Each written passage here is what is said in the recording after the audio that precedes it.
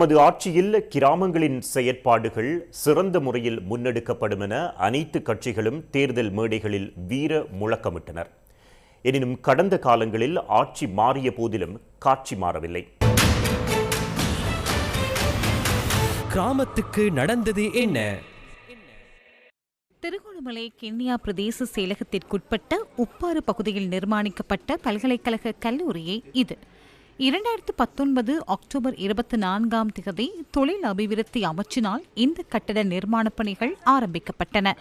சுமார் 50 மில்லியன் ரூபாய் செலவில் பல்வேறு எதிர்பார்ப்புகளுடன் நிர்மாணிக்கப்பட்ட கட்டடம் இன்று இவ்வாறு காட்சியளிக்கின்றது. 12 ஏக்கருக்கு மேற்பட்ட காணிகள் ஒதுக்கப்பட்டு பயிற்சி வகுப்புகள் நடாத்துவதற்கான இடங்கள் அமைக்கப்பட்டு வந்தது. இவை தவிர்க்கப்பட்டு இன்று மூடப்பட்ட நிலையில் காணப்படுகின்றன. இந்த கட்டடத்திலே அதிகமான யானைகள் நாசப்படுத்துகிற ஒரு விடயமாக இருந்து கொண்டிருக்கிறது. அது மாத்திரமல்ல, இது கிழக்கு மாகாணத்திலே இது முக்கியமான தொழில்நுட்ப கல்வியாக இருந்து கொண்டிருக்கிறது. வெகு சீக்கிரமாக நடைமுறைப்படுத்துமாறு நாங்கள் வேண்டிக் கொள்கின்றோம். எல்லாம் உடஞ்சி நாசமரத்தில் கிடக்கிற காரணத்தாலே அதை நீங்கள் மீண்டும் அந்த மக்களுக்கு அதை கூடிய கையளிச்சு அதை ஒரு ஒழுங்கு முறையில் செய்தால் மிச்சமும் நல்ல இதாகிருச்சு.